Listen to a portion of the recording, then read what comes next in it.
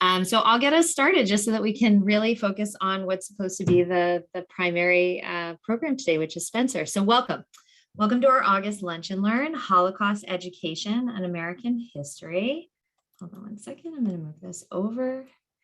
This is going to be led by our very own Spencer Cronin. For those of you who do not know me, my name is Sarah Brown, and I am the Executive Director here at Change, the Center for Holocaust, Human Rights, and Genocide Education, housed at Brookdale Community College.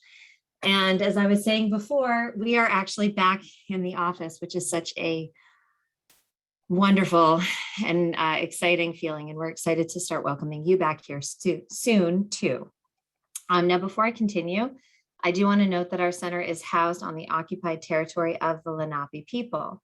Now, for those of you who are new to Change, welcome. Our center has now been around for nearly 43 years, and we are dedicated to the promotion of the elimination of all forms of anti-Semitism, racism, and prejudice. And we do this through innovative education about the Holocaust, other instances of genocide, and human rights. While we are preparing to be able to host you back here at Change, and our doors are now open, we are continuing to host our programming for the most part as virtual programming. Now, thanks to your support, we have been able to, in just the last year alone, provide 85 different virtual programs that reach more than 43,000 people across 6 continents, and that included reaching over 27,000 students. That's middle school, high school, and college, and postgraduate. So I'm just so grateful. Thank you for your support. Thank you for continuing to be here. This programming, all of that programming, and today's programming occurs because of the generosity of our members and program participants like you.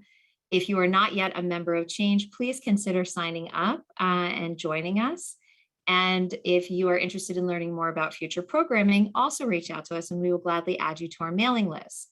So to learn more about membership, joining, our existing programming, what we're going to be doing in the future, please visit change.org. That's change with 2 H's.org for more info. After this session, you will also receive an email of additional resources, as well as a link to a recording of this webinar if you want to watch it later. You'll have an opportunity to do so then. And just a couple of quick housekeeping items regarding today's program. You'll probably note already that your audio is muted and it's going to remain muted throughout the program, but our chat feature is enabled and we really want you to communicate. Use that as a way to communicate with one another and with the larger group. Also, at the end of the presentation, when we open things up for questions, please feel free to type your questions into the chat box. And at the end of Spencer's wonderful presentation, we will get to as many as possible. Now, before I introduce Spencer, I just want to thank Change staff, which includes Spencer Cronin and Allie Evans, for helping to make today's program possible. And now it is my pleasure to introduce Spencer and hand things over to him.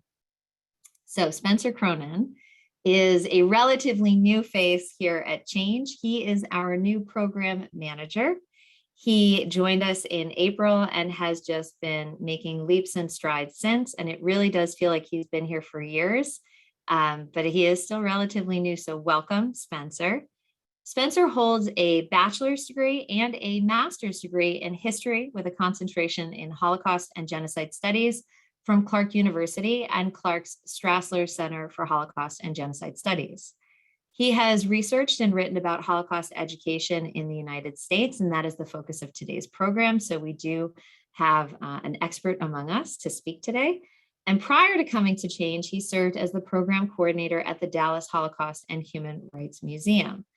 So with that, I am delighted to welcome you, Spencer, and hand things over to you. I will mute myself and you can get started. All right. Thank you so much, Sarah, for that kind introduction, and thank you all for being here with us today. I'm going to go ahead and share my screen here.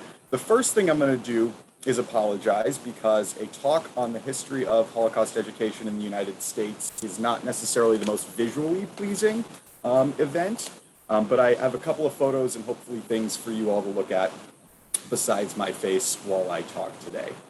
So my goal today is to talk for about 35 to 40 minutes and to leave some time for Q&A at the end. So before we actually get started, I want to talk a little bit about my background, this research, and how we sort of got to this topic here today. So a little bit about me. This research is based on what I did for my undergraduate and my master's work at Clark University, as Sarah mentioned. I've researched about Holocaust education, Holocaust memory, and really what I'm interested in is why we are so interested in the Holocaust. And specifically, we as in the United States, and how we remember the Holocaust in ways that are sort of unique to us. And if you think about it, education is really one of the biggest parts of how any society remembers a historical event, if not maybe the most important part. So as I was finishing up my undergraduate honors thesis, I came across this New York Times article, let's see if I can get it here, which claims that the Holocaust is fading from memory. And we'll talk more about this in detail in a second, but really underscoring this is an attack on American Holocaust education, right? So I wanted to investigate if this was true. So I set out to research the history of teaching and learning about the Holocaust in the United States. As it turns out, this is a sort of a tricky topic. It intersects with Holocaust memory, popular culture, but also larger issues of education, teaching history in the classroom, and the politics behind that. So rather than go super deep into all of that today, which we don't have time for, what I want to do is give you a brief overview of Holocaust education in America, some highlights from different time points, while really thinking through this question that we hear repeated very often today, which is that, is Holocaust knowledge really fading among young people? So let's go back to this article that we're looking at right here. This New York Times article is from 2018, and it's based on a survey done by the Claims Conference that includes multiple sort of alarming statistics about young people and their knowledge on the Holocaust. So for example, 41% of millennials believe that fewer than 2 million Jews were killed during the Holocaust. Many believe that Hitler came to power by force. And some of you may be familiar with this, some of you may have even read the article. There was also a sort of similar study released in 2020, again by the Claims Conference, that had statistics like 49% of millennials can't name a single camp or ghetto. 70% of Americans say fewer people seem to care about the Holocaust than they used to. Yet at the same time, 93% of Americans believe all students should learn about the Holocaust. And that was a similar finding from 2018. And so this is a message that we also see put out there by some major organizations dedicated to Holocaust education. So these are actually social media posts that I just pulled from Facebook while scrolling through from the United States Holocaust Memorial Museum. So on the left there, you can see this little blurb about Auschwitz that's intended as just sort of a quick education blurb. But you can see that graphic in the bottom left there that says 56% of millennials and Gen Z were unable to identify Auschwitz-Birkenau. So again, a specifically targeted statistic about young people and their lack of knowledge. And then again, here on the right, you can see this post in a recent study. Almost half of the respondents could not name a single concentration camp. More than, and I actually can't see that because I've got my little screen there, more than a third thought that fewer than 2 million Jews were killed, and 11% said that Jews caused the Holocaust. So again, we've got these alarming statistics. We're talking about this in the public. And what does all this mean? So as I've been looking at these surveys, these conversations that we're having, there are several things that behind them that don't quite make sense to me. And I want to talk through you all through those very quickly. So the first is this idea that Holocaust knowledge is indeed lacking or fading. And let's look just at the numbers for a second, because Holocaust education on paper is never more popular than it is today.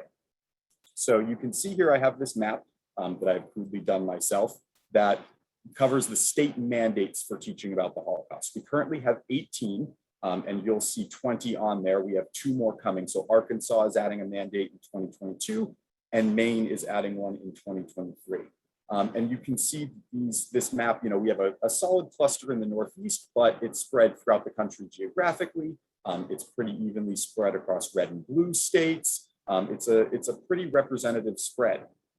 And this is just referring to mandates in state standards that specifically reference teaching about the Holocaust, teaching about Nazi Germany, that sort of thing.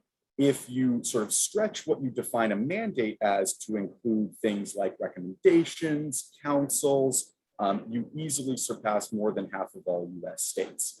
So to give you a couple of examples, I can tell you from doing research in Massachusetts that even though you don't see a star right there, it's heavily taught in public schools in Massachusetts, despite not having a mandate for it. And more anecdotally, I can tell you from growing up in Maryland, that again, it is taught there without a mandate.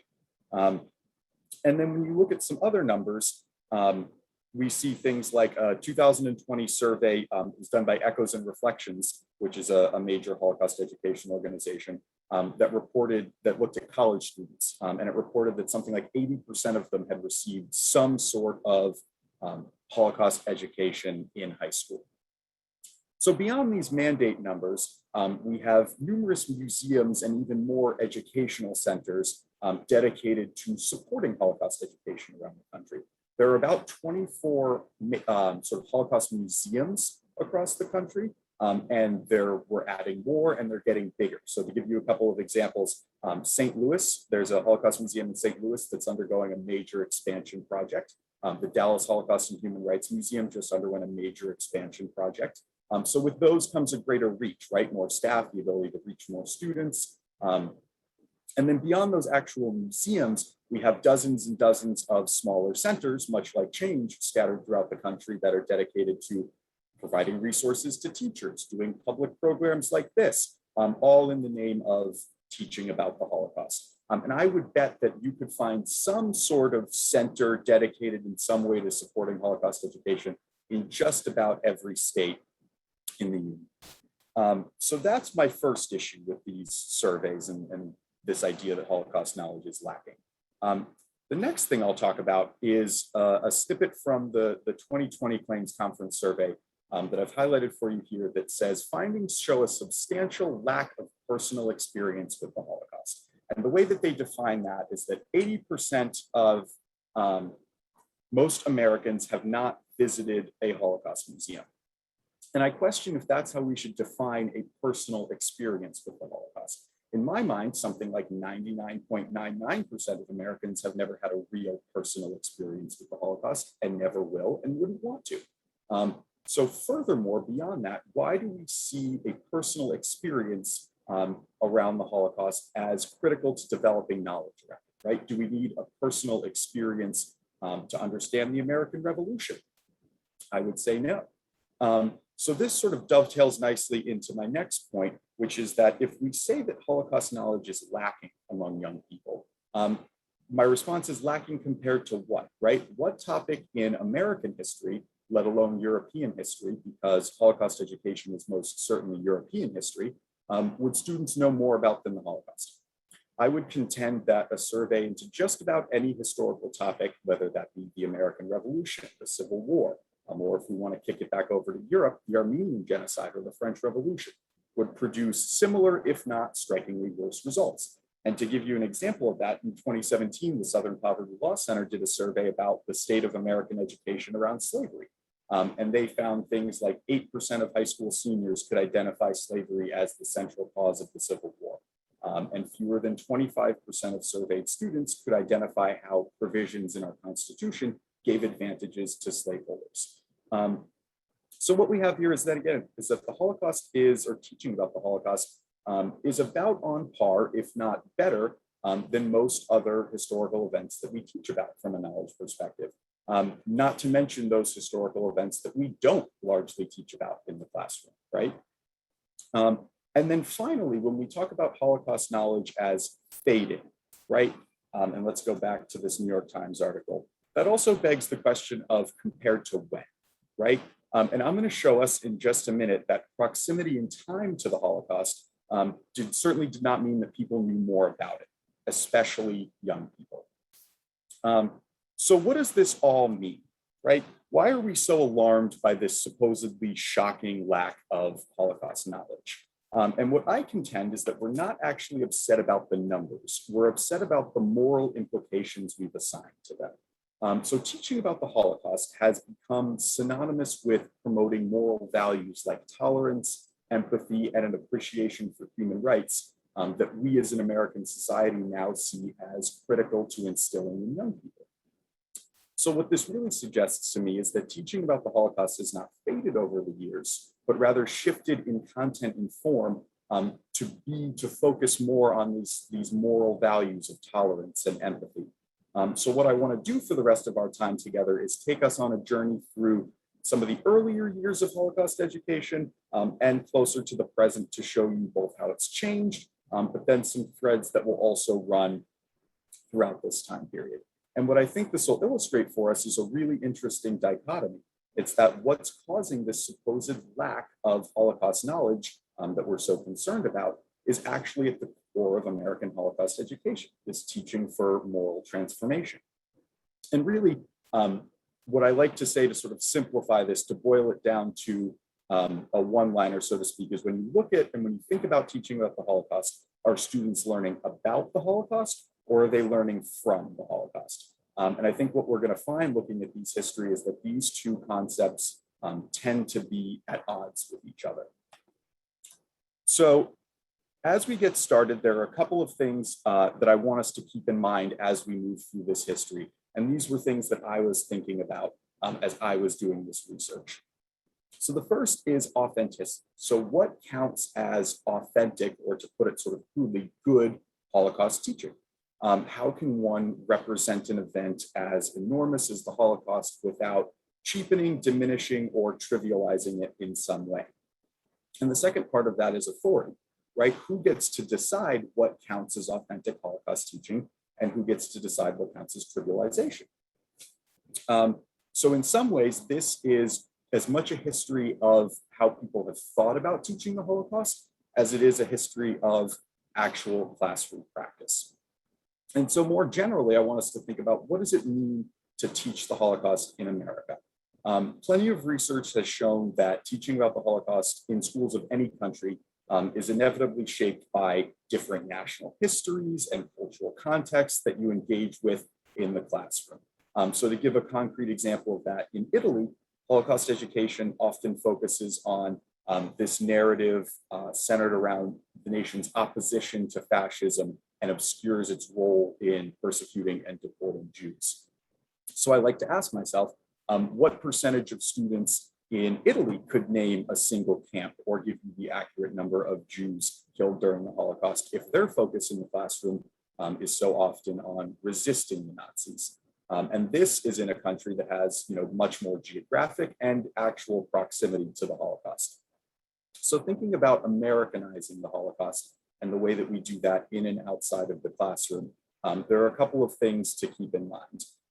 Things like ending the story on a happy or even a redemptive note. So things like rescue, emigration of survivors to the US, promoting human rights, teaching upstanding citizenship. And this is not to say that these aren't important parts of teaching the Holocaust, but that they aren't necessarily what defines the history of the Holocaust, right? The Holocaust did not have a happy ending. The second part of this is an emphasis on the individual and their overcoming of adversity.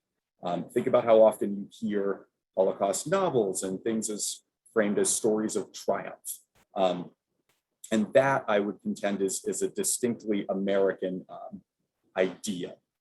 And then finally, a focus more generally on concepts like racism and intolerance, as opposed to something specific like anti-Semitism. So in order to understand how these sort of different contexts and forms of Holocaust education can look like, and talk about how the Holocaust first started to be taught in ways that were distinctly American, we can look at its first iteration, which is private Jewish schools immediately after World War II. So to set the stage here, Jewish school enrollment undergoes a massive surge in the decade after World War II. It doubles from about 230,000 students in 1946 to something like 500,000 in 1956. So at the same time this is happening, Jews are starting to expand their communities outward from major cities and into suburbs, where they're consequently surrounded by much larger non-Jewish populations. So outside of these more insulated communities where Jews are much more surrounded by their co-religionists and Jewish culture is a much more visible part of their daily life, American Jews are concerned about making sure that young people, young Jews, are instilled with a positive sense of Jewish identity. So one way that they go about fostering this is through education and actually specifically teaching the Holocaust. So one of the things that you might be thinking is, how is learning about the mass murder of the Jews going to get kids to be more attached to their Jewish heritage? And as it turns out, these teachers in the private Jewish schools are thinking the exact same thing. So instead of teaching the Holocaust as a narrative of suffering and death, it's framed almost exclusively as a story of Jewish heroism and strength. So the main focus in these classrooms is armed resistance by Jews. So ghetto fighters, partisans, people blowing up trains that are en route to camps, that sort of thing. And there's an emphasis on linking these Jewish partisan fighters with Jewish soldiers in the Allied and specifically American armies. So creating this idea that Jews fought the Nazis on all fronts, right? And in doing so, they borrow pretty heavily from Zionist imagery that's circulating in the newly forming state of Israel. So, you have things like daring paratroopers, masculine soldiers, to emphasize this idea that the Nazis never broke the Jewish spirit. And this is a little bit further forward in time, but you can think about the 1960 film Exodus, which has these daring Jewish paramilitary heroes, right? And this is really the first instance of Americanizing the Holocaust in the classroom, because this story that really is about suffering and death becomes transformed into a saga about freedom and anti-totalitarianism. And part of this is a desire to demonstrate that this newly heroic Jewish identity that's being cultivated both in the United States and in Israel is fully compatible with American culture. And if we think about what was going on in American culture in this moment, we're very saturated with this idea of heroic victory in World War II, but at the same time, we're also turning our focus to combating communism in the emerging Cold War. So that's why I said anti-totalitarianism just now, because you can easily sort of spin this resistance to totalitarianism in the Nazi variant to totalitarianism of the communist variant. So circling back again to these sort of facts and figures that we're very up in arms about today, I'd like to ask myself, how many of these students in the 1940s and 50s in these private Jewish schools would be able to tell us the name of a single camp or whether Hitler took power by force? And we'll never know for sure because they didn't do these kinds of surveys back then. But I very much doubt that they would do much better than our students today, if not much worse. So this brings me back to my central point, which is that what any unit in the Holocaust is going to look like in any given class, school, state, country, all depends on what your goals are, what you want to get out of teaching the Holocaust. So shifting gears a little bit to the 1970s and the emergence of public Holocaust education, for a lot of reasons that we don't have a ton of time to talk about here, the Holocaust starts to become a much bigger part of American public life in the 1970s. And part of public life is public education. And one of the most important things to note is that Holocaust education begins in the US very much as a grassroots movement. It's individual teachers or small groups of teachers that begin covering it in their classrooms for various reasons. And from there, it gets amplified through the work of organizations. I think Change and Our Origins are a great example of that. But I'm going to cover two different examples of this phenomenon to show you the very sort of divergent ways teaching about the Holocaust could manifest.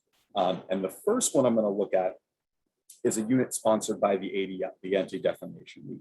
So in 1975, the ADL, which at this point had been producing Holocaust education materials for private Jewish schools for decades, really since the end of the war, becomes aware of a class on the Holocaust in a public school in Great Barrington, Massachusetts.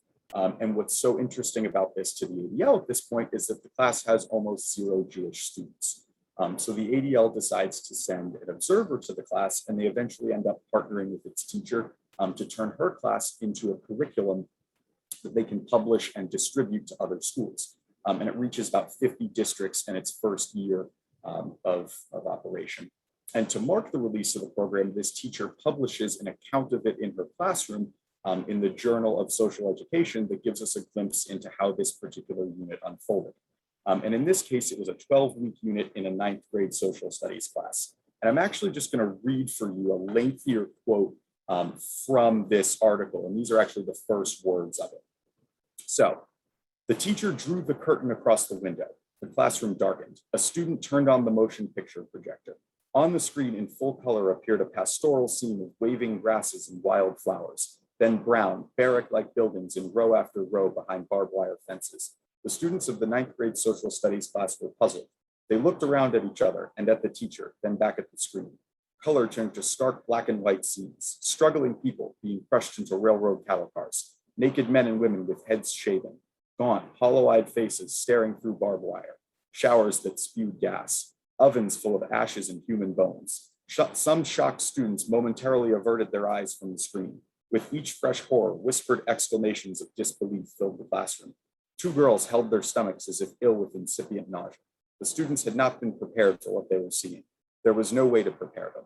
The purpose of using the film was to introduce them to this period in history in as dramatic and interesting and authentic. I'm actually going to pause there to note that she emphasizes, she italicizes the word authentic in this article, a way as possible. When it ended and the lights were turned on, most of the students appeared quite dazed and unable to move. Some virtually jumped when the change of period bell sounded.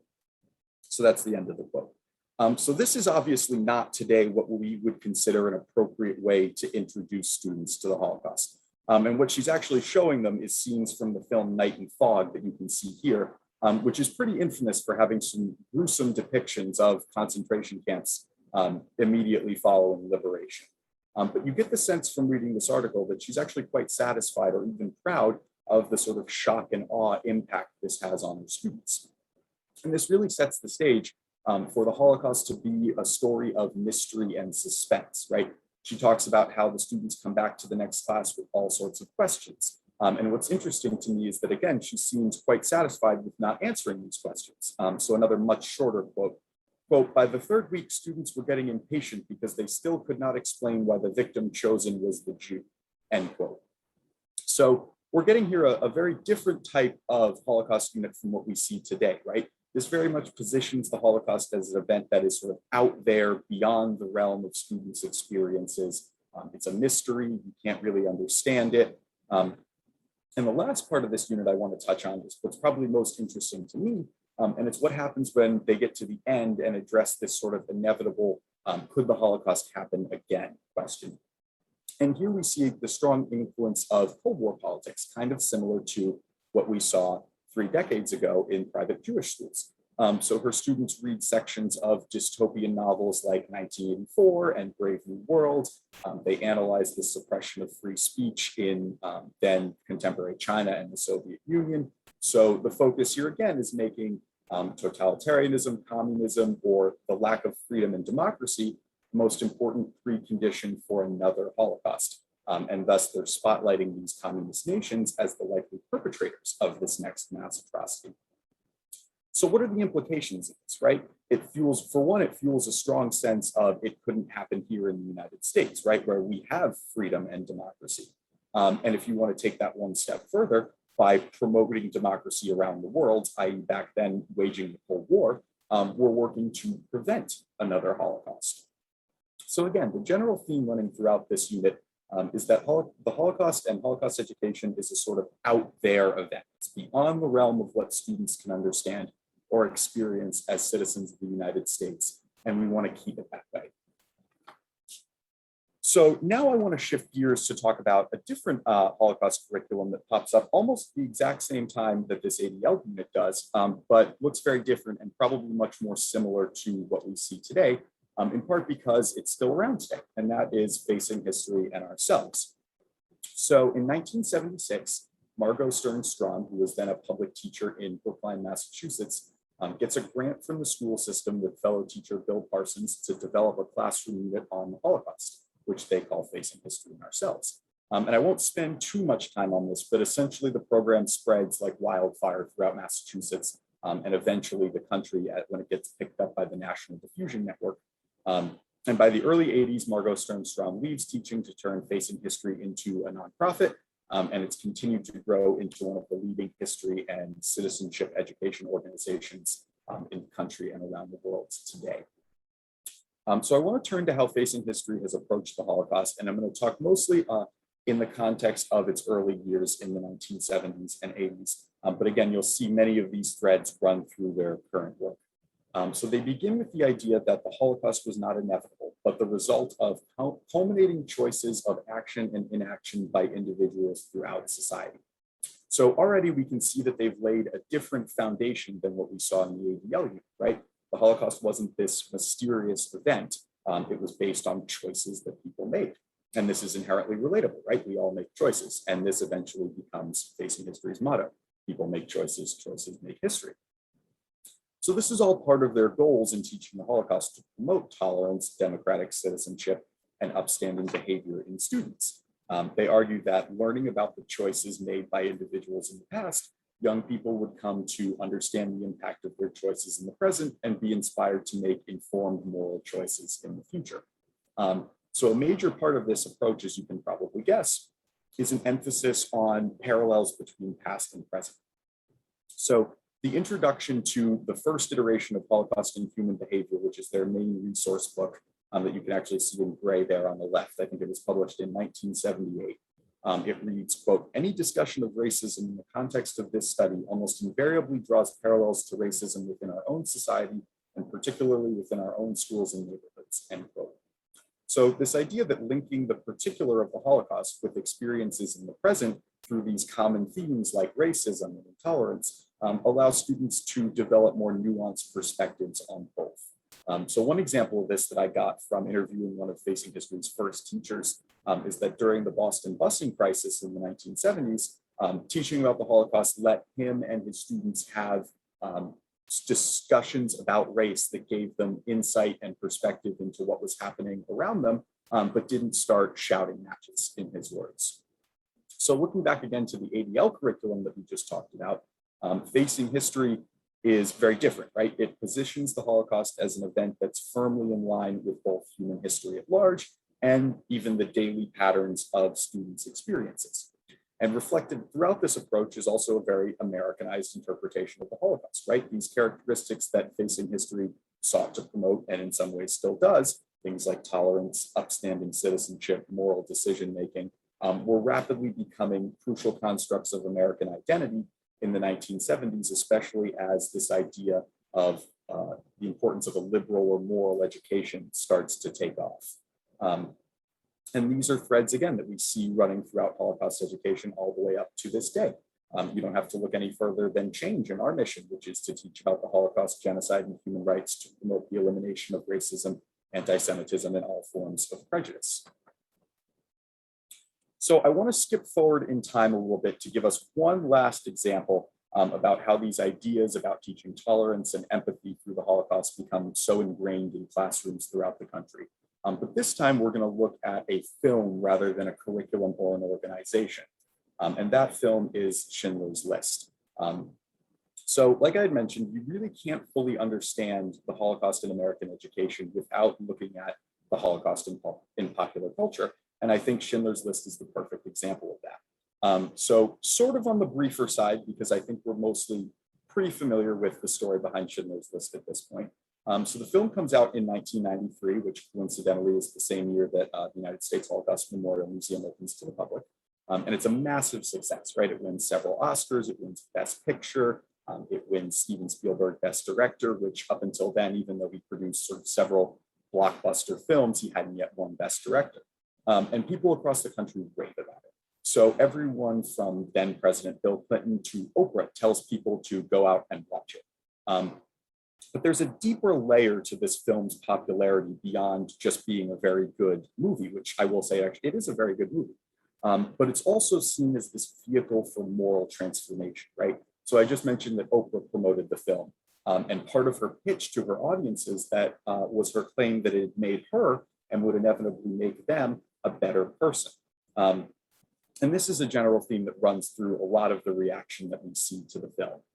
And this has a lot to do with the plot, right? So this ordinary German man, Oskar Schindler, who is sort of caught up in a life of vice, slowly becomes a selfless and heroic rescuer. So one review of the film reads, quote, "This was a film that ultimately engaged audiences in a celebration of all that is best in humanity. Spielberg managed to establish a gratifyingly simple recipe for being heroic. Follow the golden rule," end quote. And to some degree, we see this even in the casting. So the selection of Liam Neeson, who was at that time a relatively unknown actor, to play Oscar Schindler was done in part to suggest that everyday people could accomplish extraordinary things. And we see Schindler's List have a really significant impact in the world of education. It almost immediately becomes the sort of go-to movie to show in your class about the Holocaust. And Steven Spielberg himself plays a huge part in this when he decides that he's going to make the film available at no cost to any high school in the country that requests it. And this is a really big deal when you think back to the 1990s when you still needed physical copies of films, right? And the biggest part of its classroom popularity is its perceived ability to cultivate the moral values that we just talked about, right?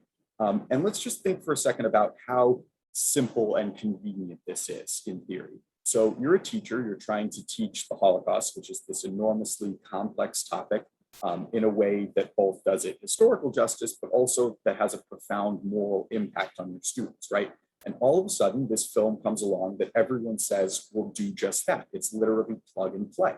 And a great example of this is from our own backyard here in New Jersey. In 1993, Khalid Abdul Muhammad, a member of the Nation of Islam, gives this very infamous speech at Kane University that's filled with anti-Semitism, all sorts of other divisive, inflammatory rhetoric.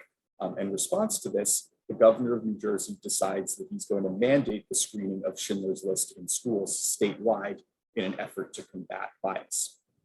Right, so the hope is to show, the dangerous consequences of racism and intolerance, to inspire students to prevent it today, to get students to identify with Oskar Schindler's heroics and replicate them to some degree on a smaller scale in their daily lives.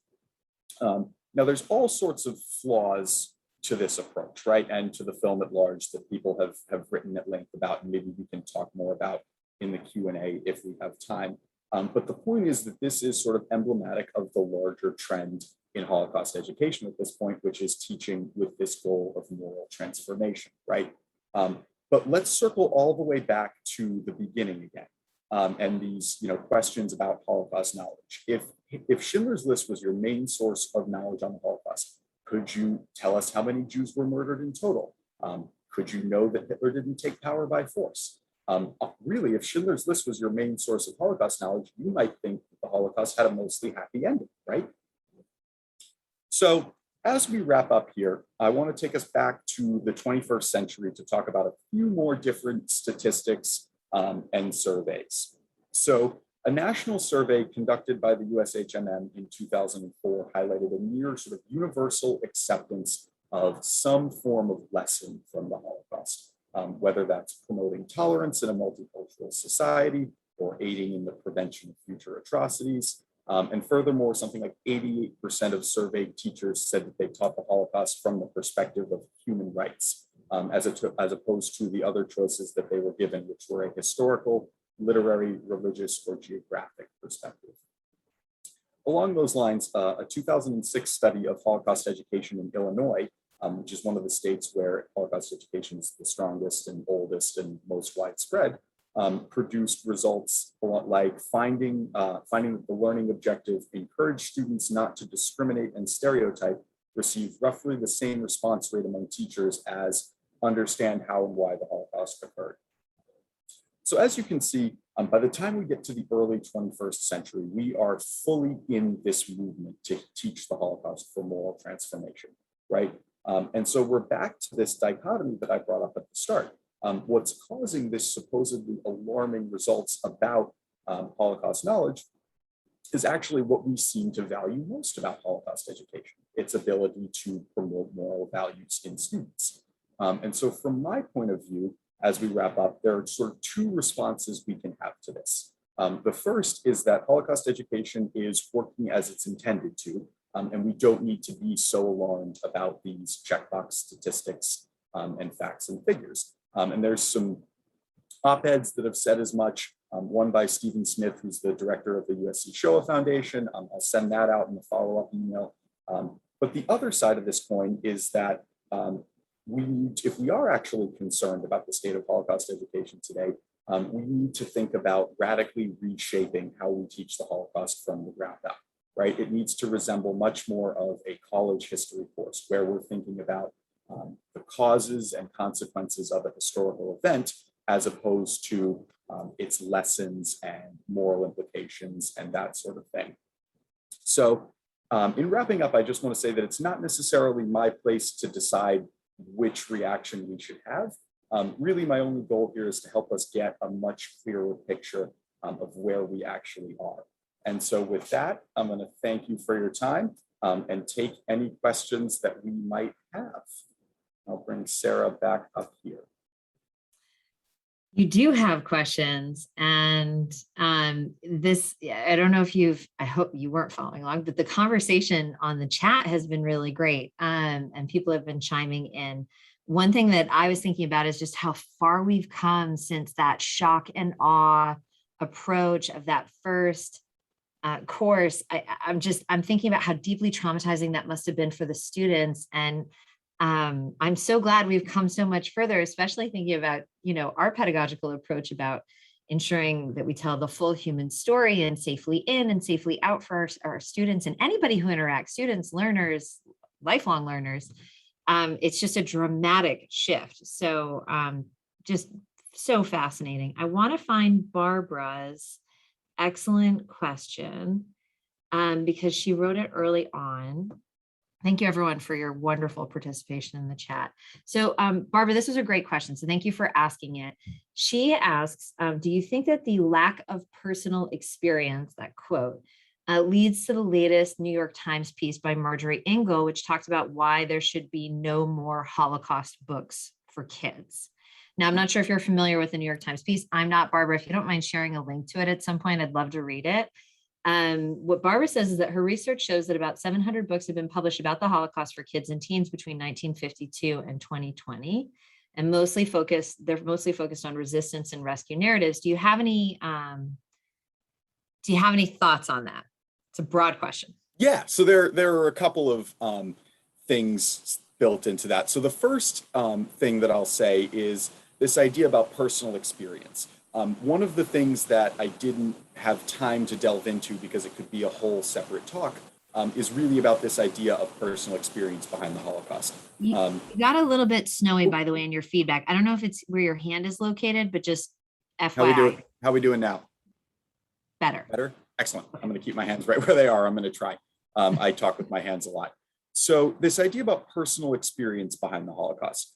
Some of this has to do, again, with the perceived value of fostering empathy among students. And there's this idea that the more personally connected students are to the Holocaust, the more they're going to get out of it, right? The more that they're going to have empathy for victims in the past, the more that they're going to develop empathy for their classmates in the present and things like that.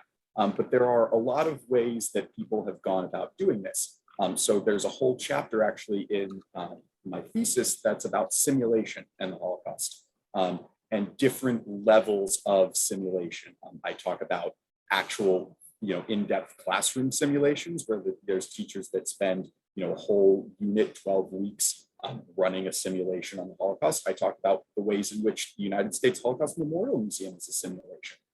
It gives you, identity cards when you walk in. It actually used to be very early on that those identity cards were sort of matched up as best that they could be with your age, gender, and occupation. So putting you in the metaphorical shoes of a victim as you go on this journey through the Holocaust. So there really is there's a lot of perceived value in this, but there's a lot of nuance and question about the right way to do it. And I don't necessarily have all of the answers, but what I can tell you again is that this idea of a personal experience is deeply ingrained to what we currently see as valuable in teaching the Holocaust. We have another question from Harry. Thank you, Harry, for posing this. So he was trying to summarize that you talk a lot about how Holocaust education has centered on choices and encouraging moral thinking. Does it have to be an either or? Isn't it possible to also teach the history of the Holocaust, the details, the nuances, the dates, et cetera, and at the same time consider and think critically about the moral implications of the history of the Holocaust? So this is a great question, and my answer to it in part actually delves nicely with someone whose question just disappeared in the chat. But it was a question about, I apologize, I didn't get to see your name, of how much time do teachers need to adequately teach the Holocaust in the That was classroom? Harry's follow-up question. Harry's You're follow-up. catching, So, yeah, Harry's Harry, asking great you're questions. on the right track. And part of the reason that we so often find these two things at odds with each other throughout this history is that there's only so much classroom time to have, right? And the unfortunate reality is that classroom space is a zero-sum game. The more time you spend on one topic, the less time you have to spend on another. So oftentimes teachers have, I don't know, a day, a week to teach about the Holocaust at absolute most. And even within that week, they might have their kids for 45 minutes a day, something like that. So really the biggest difficult hurdle to conquer is classroom space and time. So I have seen examples, sure, where this idea of teaching the history, doing the history adequate justice, and teaching these deeper moral lessons do come together. But oftentimes teachers will pick, if there are two things I want my kids to walk away with out of my unit on the Holocaust, oftentimes the thing that comes out as number 1 and 2 is something like, teach students not to prejudice and stereotype, and have empathy for their classmates or something like that. But there are ways that these two things can and indeed do coincide. Thinking about ways that students can grapple with moral questions that are more specific to the Holocaust, I think is a great way to go about that. So a really great example that I often think about is this idea of paid help. And this is something that I don't see in Holocaust classrooms a lot, but I wish it did, because it raises some great opportunities for some in-depth conversation. But this idea that there were plenty of people both in Poland and elsewhere that rescued Jews during the Holocaust, right, saved their lives. But in doing so, also took money from them, and sometimes took exorbitant or exploitative amounts of money from them. So how do we look back on these people morally, who took advantage of people in a very vulnerable situation, but ultimately are also probably the reason that those people are still alive today? So questions like that are much more specific to the history of the Holocaust, I think, are a really great way to sort of meet these two, have these two things come together more harmoniously. So we've got questions coming in the chat, but I also have a great question that was sent to me via text message, and I want to ask this one too. What do you think about more modern, I guess I'm going to rephrase this to say the use of modern technology in teaching the Holocaust? And they ask about the holograms, not holograms, that USC Shoah Foundation has developed, and also virtual reality experiences.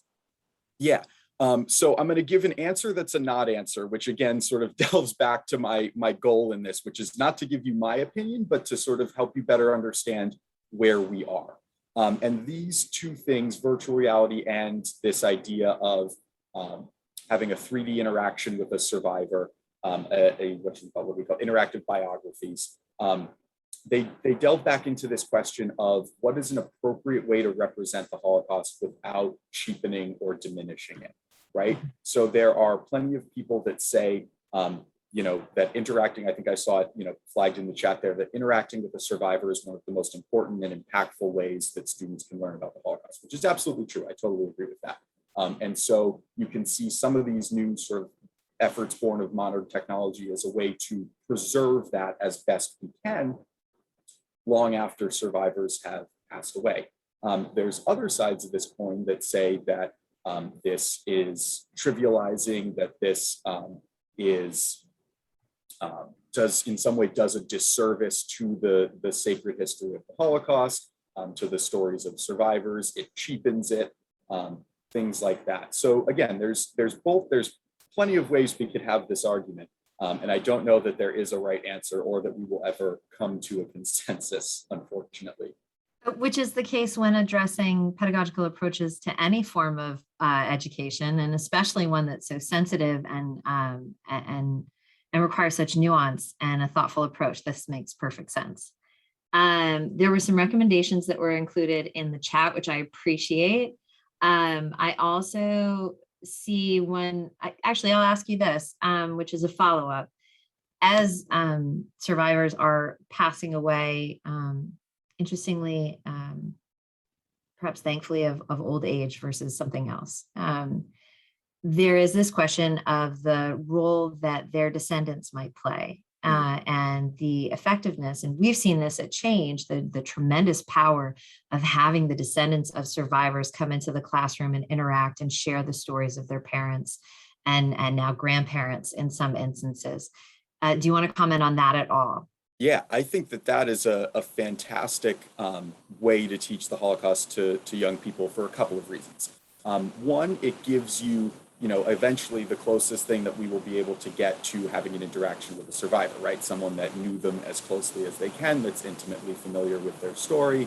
And it gives you, again, that personal one-on-one interaction where you can really sense the emotion and the human story behind this history.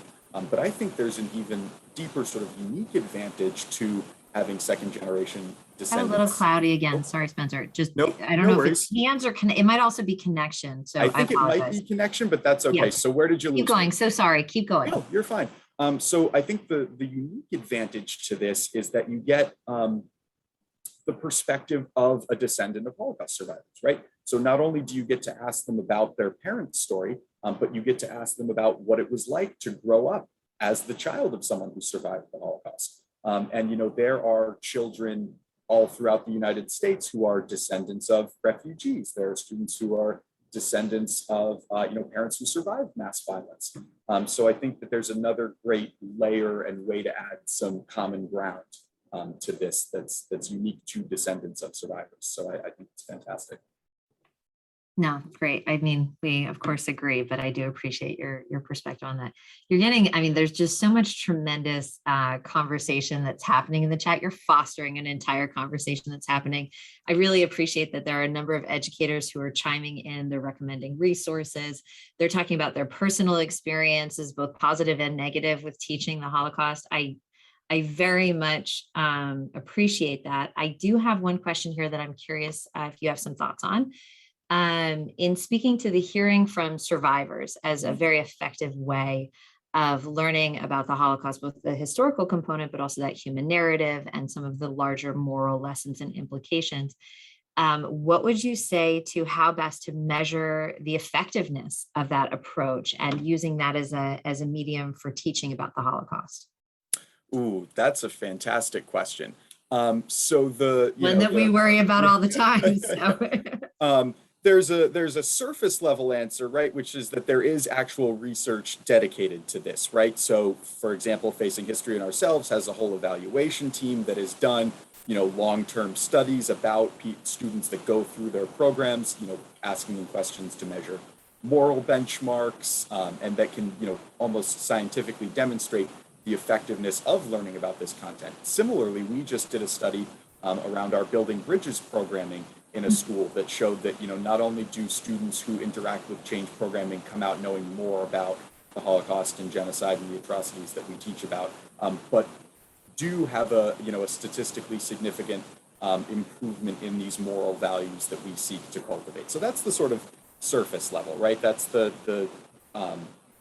one-for-one answer. But I think the other answer to that is something that's more difficult to measure, which is what sticks with students the most. Right. And I think that, long after you have left school, middle school, high school, years into the future, there aren't going to be that many specific things that stick with you. Right. And I think what we find is that more often than not, hearing from a survivor is one of the things that does. I would venture a guess that some of the people here that have long since left high school can still remember, when they had some of the first Holocaust survivors come in and speak to them.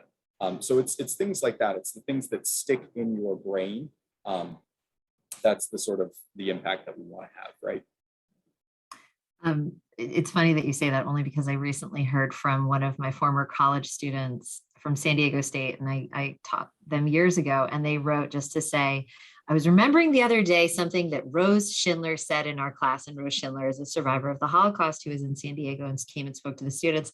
And it was such a wonderful moment to realize that years later, and this student has gone on into their professional career, and now they are well into their professional life and starting a family and everything else.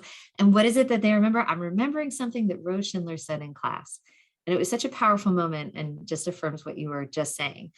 I want to thank everyone again for just wonderful questions and feedback, and what a delightful conversation. I hope the conversation continues. Spencer, I want to thank you for fostering that conversation and giving us a lot to think about. I appreciated that you at once combined the history of what's happened here in the United States and that approach, but I also appreciate your perspective, this idea of broadening our lens, not to always take such a doomsday approach when looking at it, and thinking more critically about what do we know about history more broadly, and broadening that scope and that lens. I found that to be just a very effective and very well delivered and clear presentation. So thank you for all of that. And thank you to everyone for chiming in and participating so warmly. One thing that I do want to close out with is that this is, I'd say we're in August, so we're like almost on the cusp of fall. This is the beginning of what is going to be a very lively fall calendar. And our fall calendar, thanks to bringing Spencer on, is almost completely built out and available on our website. So please go online to change.org, that's change with 2 H's, and check out our fall calendar. We'll also be sending out some emails that give the full calendar to everyone. So if you're not on our email list, please join the email list and you will be receiving that in the next week or so. The one thing I will say is that our next program is going to be a commemoration of the 9/11 terrorist attacks. That program is titled Remembering 9/11. 20 years later, it is going to feature renowned artist Toby Kahn. And Toby Kahn is just a tremendous artist, but he also is one of the artists that is doing a lot of work for the 9/11 Memorial Museum. He's going to be coming in. He's also a descendant of Holocaust survivors with a very unique and interesting perspective. That program is going to happen on September 14th. It is an evening program, 7 p.m. If you have not yet registered for it, please go onto our website and register. And also please know that a registration link will be sent out shortly. So if you're not, again, if you're not on our email list, join it, and you'll stay up to date on all of our programs. And you'll also, after this program, receive a follow-up that will have a link to Spencer's excellent presentation, as well as some additional resources that we have curated for the group. Thank you everyone for being here. Thank you for supporting change. Thank you for supporting this talk, and take care and be well. Thank you all. Take care.